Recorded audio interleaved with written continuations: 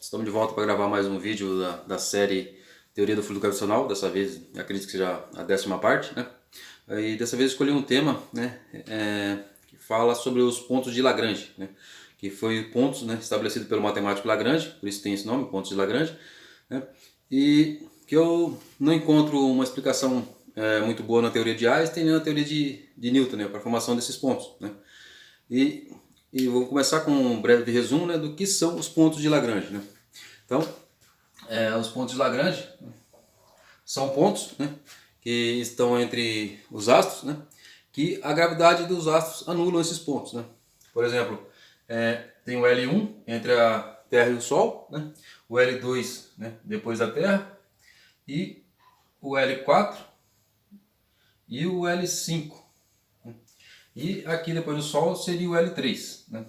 E esses pontos, né, estariam em qualquer órbita, né, de dois astros, né? Por exemplo, um astro menor que orbita um astro maior formaria esses pontos, né, esses 4 pontos em volta do astro menor, né, e o L3 após o astro maior, né?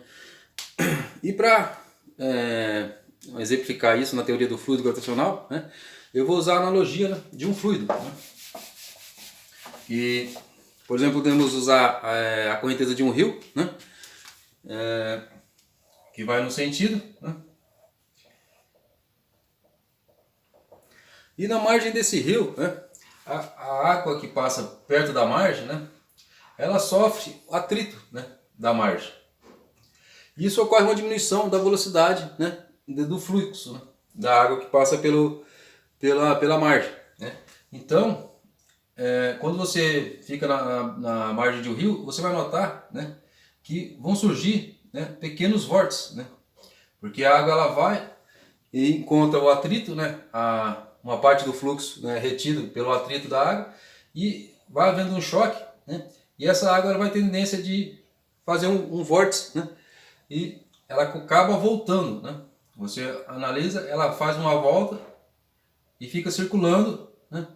E se você joga algum objeto nesse vórtice, né, ele fica circulando por um tempo e às vezes ele consegue sair desse vórtice, às vezes não, né? Então, isso, qualquer rio forma isso, né? E se tem um obstáculo, né, esse vórtice ele fica mais nítido, né, e mais visível, né, mais fácil de ser identificado, né? E é o que acontece, por exemplo, quando o rio faz uma curva, né? Quando o rio faz uma curva, né, a água ela acompanha, né, o fluxo da água acompanha a curva do rio. E aqui, na parte interna da curva, né, você vai observar, né, que vai ocorrer um vórtice, né? Porque a água aqui está tá na mesma velocidade e aqui ela encontra uma curva mais lenta. Então há uma variação, né, na velocidade do fluxo, né? E essa variação na velocidade do fluxo gera o vórtice, né? E o ponto de Lagrange, né, é isso que ocorre, né? É a variação do fluxo, né, do fluido, né, que é o fluido, né, fluido gravitacional. Para exemplificar, né, vou fazer a espiral da Terra, né, interagindo com a espiral do Sol, né?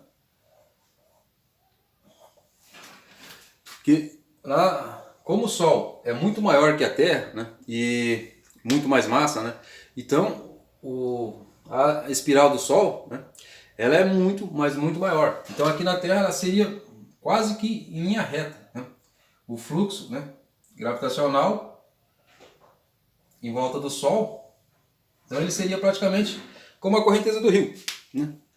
E aqui um vórtice, né, dentro dessa correnteza, que seria a Terra, né? Só que a correnteza do Sol ela é muito maior devido às proporções, né, de diferença de massa entre os astros, né? Então, e como formaria esses pontos de Lagrange, né?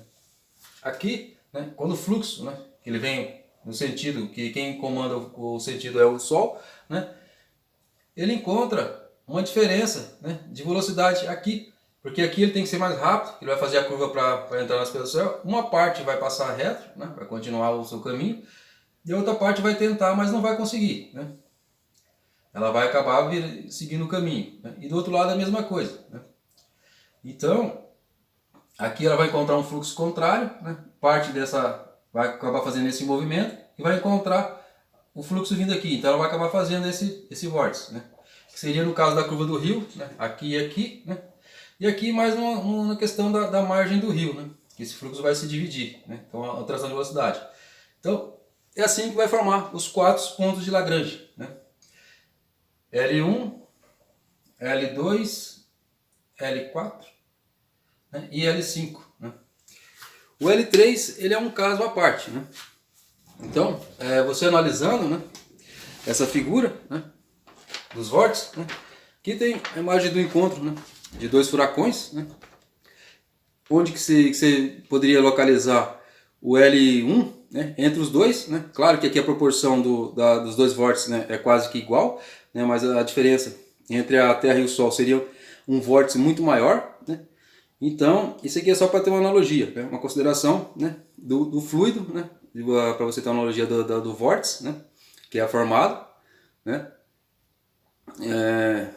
pelo fluido gravitacional, né, que seria a mesma coisa.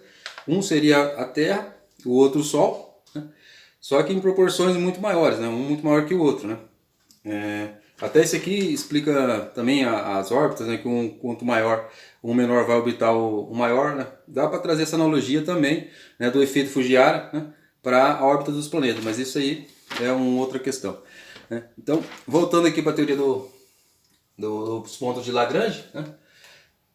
Esses pontos, né, o L1, né, e o L2, eles são pouco estáveis, não são muito estáveis, né, mas os satélites que são lançados aqui, eles, com pequenas correções de órbitas, eles podem ficar muito tempo aqui, né, porque esse ponto ele gira, né, esses pontos todos eles giram em velocidade angular, né, igual a da Terra. Então, quer dizer, onde a Terra vai, né, esses pontos vão com ela, né, e nunca alterando, mesmo esse estando mais próximo do Sol, esse mais distante, porque quanto mais perto do Sol, mais rápido é o fluxo, né, do fluido, mas eles conseguem manter a mesma órbita, né, da Terra. Aqui, nesses pontos L2 e L5 foram comprovados já a existência de nuvens de poeira, né, que ficam circulando no vórtice aqui e aqui, né, e aqui satélites são lançados para a observação do Sol, né, que ele fica numa órbita estável, e aqui satélites que ficam na sombra da Terra aqui, que protege ele das ondas de rádio e tudo, e funciona como um filtro, né? Então é muito mais fácil para observar o espaço. Então está sendo muito bem usado esses pontos, né? E a teoria do fluido gravitacional consegue explicar nitidamente, né, essa formação desses pontos, né? A questão do L3, né? O L3 ele é feito em analogia ao L2, né? Porque como temos a Terra aqui e aqui depois da Terra tem o L2, né? Aqui, teoricamente, a Terra faria o L3, né? Mas como não tem um outro astro aqui, né, para compensar aqui que seria o L1, para ter o L1 aqui, esse L3 ele é apenas uma diferença de pressão, né? O fluxo de fluido aumenta aqui, a gravidade do Sol aumenta, né? E cria apenas um efeito maré, né, desse lado aqui. Então eu acredito que aqui, se existir esse L3, ele é muito fraco, né, em relação aos outros pontos, né? Então ele é apenas uma diferença de maré, né, da Terra aqui, que produz por causa do fluido, né? Que aqui eles são divididos pelos dois astros, então a pressão aqui seria menor e aqui, que é mais ou menos assim que forma o efeito maré, né, que eu estarei explicando no vídeo a parte, né? Então, esses pontos de Lagrange, ele não é fácil de encaixar nem na teoria de Newton, nem na teoria de Einstein, né? Porque como Einstein pensou na teoria de um tecido, né, de espaço-tempo, né, eu não vejo como encaixar, né, esses pontos, né, de anulação de gravidade, né, até porque outros astros que orbitam isso daqui, eles teriam que ter o próprio tecido espaço-tempo deles, né, para deformar, né? Cada um teria que ter o seu, porque aqui, como não tem peso, né, então essa deformação ela é tanto para um lado como para o outro. Então se esses astros aqui ele permite que outros astros orbitem, né, ele teria que ter o próprio tecido deles. Então eu acho meio complicado de imaginar, né, esses pontos na teoria de Einstein, né? E na teoria de Newton, né, por causa da diferença, né, dos vetores, né? Que dois astros puxando um outro astro aqui, né, não teria como ele não equiparar aqui no meio, né? Não equilibrar no meio, entre os dois astros. E não é isso que acontece com o L5 e com o L4. Né? Então, eu acredito que o Einstein seria muito mais feliz se, em vez de ele pensasse um tecido, né? Espaço-tempo, ele teria pensado num fluido. Né?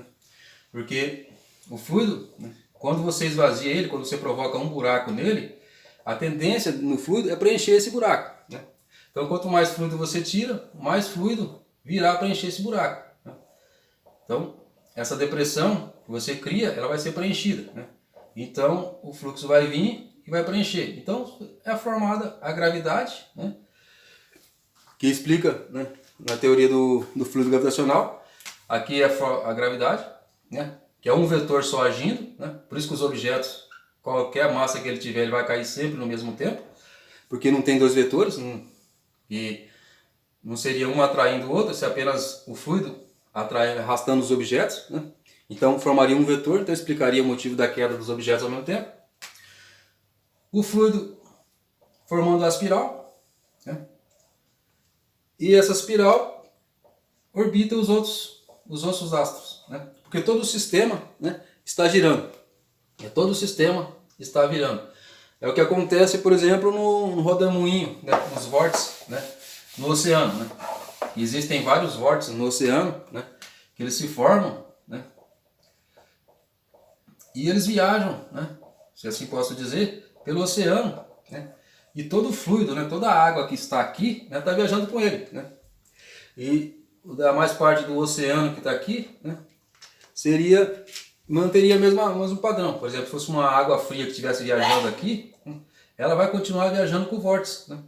O peixe que estiver aqui, ou qualquer coisa, ele vai estar viajando pelo oceano, né, com esse vórtice. Né? Sem tomar consciência do resto do oceano. Né? Ele vai viajar junto. Então, se ele estiver nadando numa velocidade aqui, vai somar essa velocidade do vórtice, o vórtice está andando, mais a velocidade do peixe, que seria como a Lua girando em torno do Sol, né, e orbitando a Terra.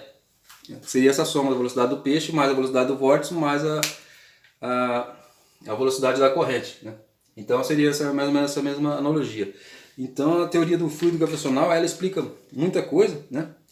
E está sendo muito feliz, né, na explicação de vários fenômenos que está acontecendo. Né? Por exemplo, a órbita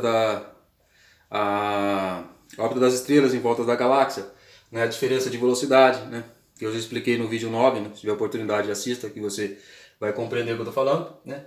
Então, essa é a teoria, né, do fluido gravitacional, explicando, né, os pontos de Lagrange, né? E por que eu acredito que ela tenha bastante futuro. Então, eu peço gentilmente que, podendo, compartilhe esse vídeo, né? Divulgue, né? Na medida que vocês puderem, né? Para que mais pessoas possam estar vendo e possam estar desenvolvendo também essa ideia. Né?